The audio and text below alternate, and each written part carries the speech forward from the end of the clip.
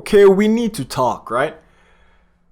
The discrepancy between a new college slash university student, right? The thing is, due to a lot of popular media, a lot of you know, a lot of college and university sort of selling you a dream whereby you can literally study anything and then miraculously the random assortments of classes that you take at university or college is supposed to give you a skill that is valuable to the market. This discrepancy, I swear, will lead us to destruction because something is clearly wrong here. Something is clearly wrong where you can go to school and take random liberal arts classes here, a bit of regular arts classes here, a bit of math classes here, a bit of social science classes. Something is off. Something is really, really off. In my opinion, I feel like college slash university should definitely have classes slash major and degrees like a sort of like a trade school, right? They are by bare minimum. If people go to your school, you have a moral, if not legal, right, liability of telling a person that the job market of you getting a degree in X, Y, and Z is extremely poor, right? Because I've had friends who majored in some a person that takes liberal arts, you could tell they're probably a smart person. They like literature, they like just overall English classes, expressing yourself, and that's a beautiful thing.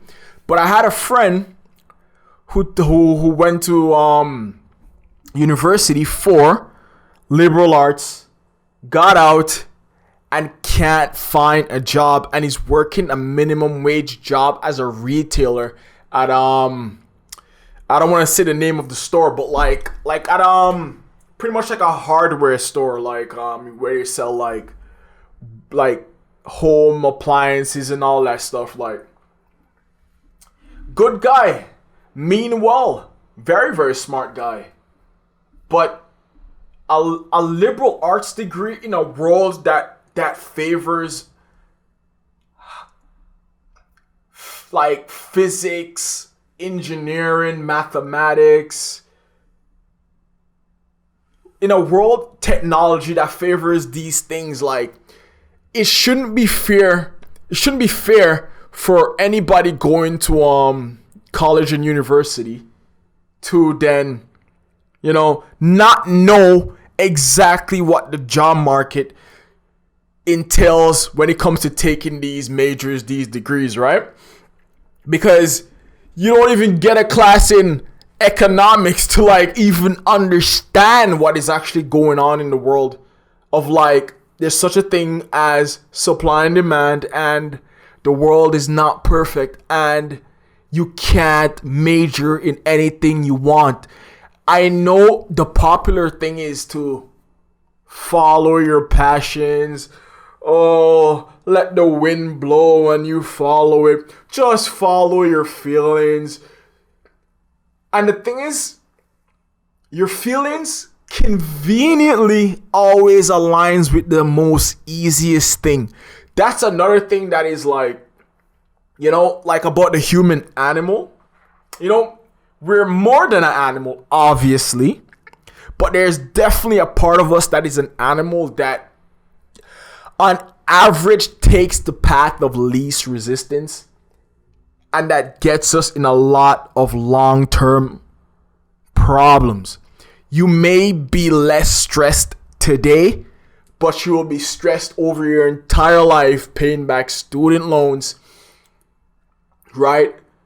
In a job that you like thought that would have been different, and plus you don't get paid to the level of the rising cost of living every single year. Cost of living is going up every year, so you're going to be stressed because the job may not have been what you want it to be. Plus, you're not going to get paid to the level where you can be comfortable, right? And that is all we're trying to be, is comfortable at least, right? And I feel like universities, obviously, they are a business, right? They are a business.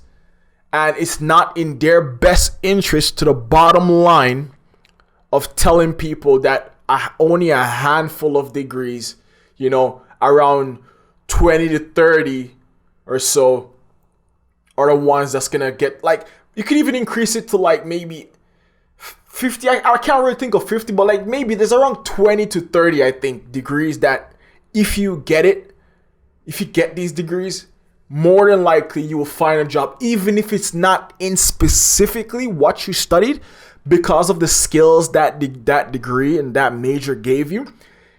A lot of employers will want to hire you, right? And it is a problem, and the problem seems to be getting worse because a lot of people or following, TV. And once again, TV in itself has a vested interest in making sure their audience feels good. So you have to tell people what they want to hear, which is, quote unquote, follow your passions. To me, when I was a kid, my passions was different. When I was a teenager, my passions different. Now I'm slightly out of that, right? And my passion is different again. So it seems like my passion is consistently changing, but yet everybody's telling you to follow your passion. The flim flam, the house built on shifting sand of quote unquote passions that changes every odd years or so. You're supposed to follow that. That's like following the changing winds. It's worthless, right? Obviously, there's a certain level of passion that goes a lot. Like, I know passion is involved with everything. It has to be. It's the only way to be happy, right?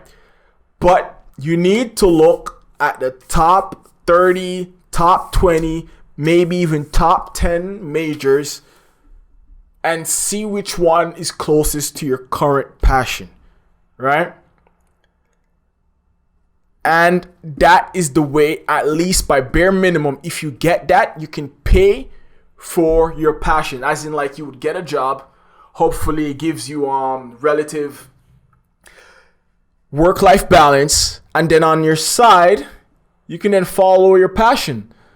Because something is wrong, and we're heading to an irremovable object that is called mass unemployment, and a mountain, a Goliath, a titan that is called student debt, and somebody's gonna get hurt real bad.